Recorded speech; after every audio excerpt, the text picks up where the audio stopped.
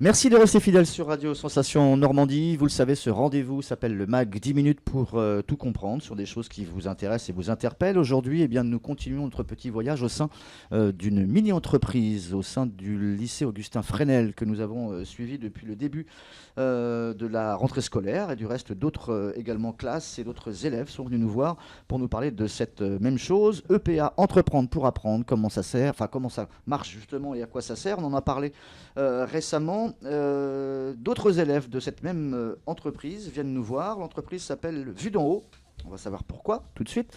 Avec Antonin et Olivia. Bonjour messieurs, dames. Bonjour. Bonjour. Et le parrain Jean-Pierre Mars que nous avons reçu déjà précédemment pour nous parler de Cap Compétences, mais on n'est pas là pour ça. Vous êtes donc le parrain de cette mini-entreprise au sein du lycée Fresnel. Parrain, c'est quoi comme fonction principale ? Alors, bon, moi je suis un Pourquoi ancien... déjà vous vous êtes engagé dans cette aventure ? Je suis un ancien chef d'entreprise, j'ai 42 ans d'industrie derrière moi, donc je suis à la retraite.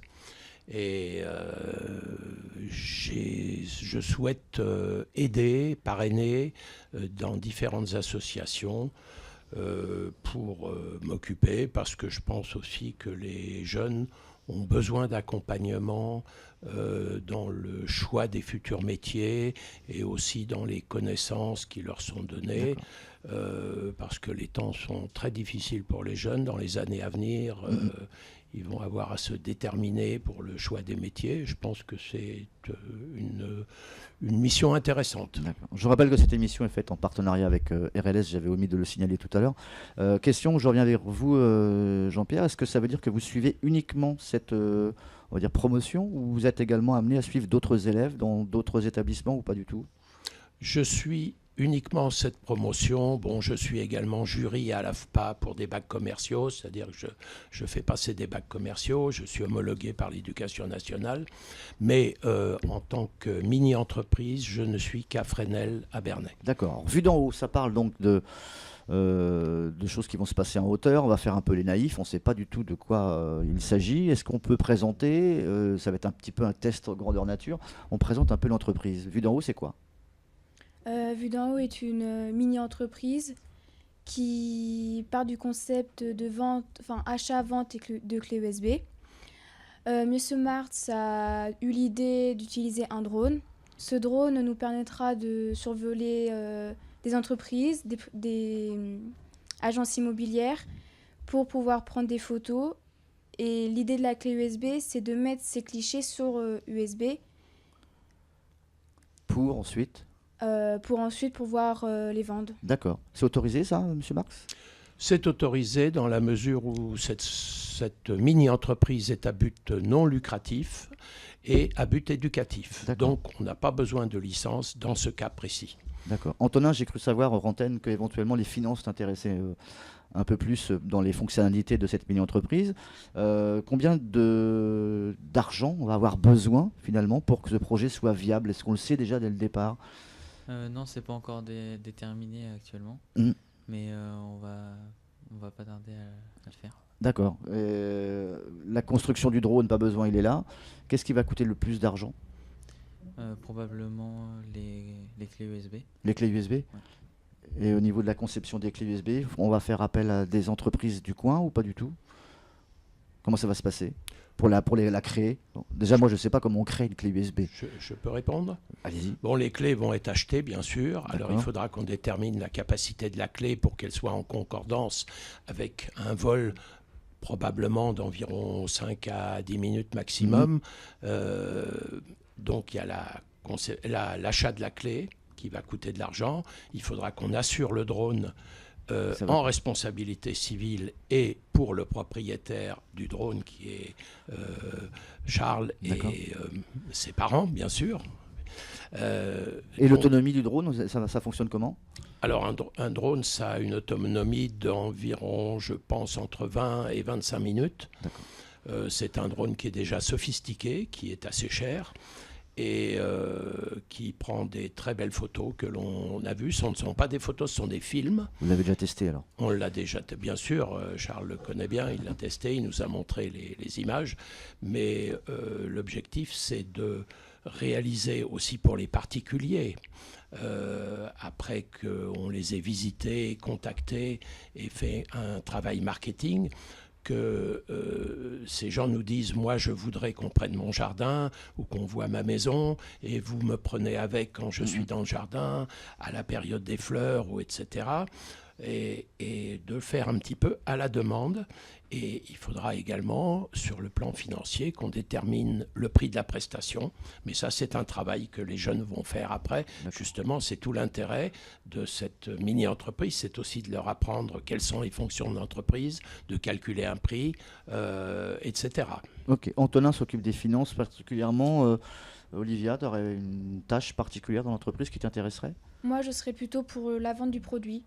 D'accord. Ce qui ferait que soit les entreprises ou les particuliers, on prendra contact avec eux, soit par porte-à-porte, téléphone ou email. Après, s'ils souhaitent avoir une rencontre, on fixera un rendez-vous.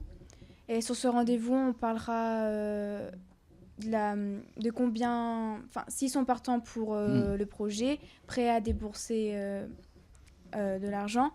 Et ensuite, il nous donnera par exemple le nombre de clés USB qu'ils voudront et les photos prises par le drone. D'accord. Est-ce que ça veut dire que c'est du travail qui est uniquement fait dans le sein de l'établissement ou il va falloir que tu bosses chez toi pour faire du phoning ou pas du tout?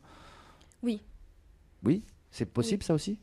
Qu'on travaille sans trahir de secret, qu'on travaille uniquement dans l'établissement scolaire ou on peut également prendre de son temps personnel pour travailler? Il faudra prendre de son temps Comme un vrai personnel. chef d'entreprise en fait. Il faudra prendre de son temps personnel. D'ailleurs, on a parlé aussi d'avoir un téléphone. Bon, moi j'ai un téléphone qui n'est pas activé et que je vais mettre à disposition une fois acheter une carte. Mais il y a un vrai travail commercial à la base, puisqu'il faut trouver des clients. Et ça, c'est une véritable mission qui va vous apprendre comment on établit un plan marketing et on contacte les futurs... ça s'appelle un prospect. Tant que ce n'est pas un client, c'est un prospect. Hein. Et donc, c'est pour vous apprendre comment monter un plan marketing. Est-ce que c'est pas quelque chose déjà qui va les effrayer le long de leur cheminement dans l'année scolaire, de savoir que créer une mini-entreprise, c'est pas qu'un jeu et qu'à un moment donné, c'est du vrai boulot, quoi. Ça fait partie du cursus dans l'éducation. C'est ce que, en tout cas, vous appréciez, vous, le plus lorsque vous travaillez avec les élèves. Est-ce qu'il y en a qui lâchent en cours de route ou pas du tout? Vous êtes là pour que ça ne se passe pas comme ça, justement. Je n'ai pas de recul, c'est ma première mini-entreprise, mais je pense que c'est assez passionnant et c'est à nous aussi, avec nos deux professeurs, M. Lechat et Mme Gardin, de rendre la chose passionnante et surtout aussi de la rendre financièrement viable, parce qu'on ne veut pas sortir avec un déficit à la fin. Donc, il y a un travail à tous les niveaux, parce qu'il va falloir aussi faire des achats avec les clés USB, il va falloir acheter peut-être à l'étranger ou sur des sites, parce que tout existe aujourd'hui au point de vue clé USB.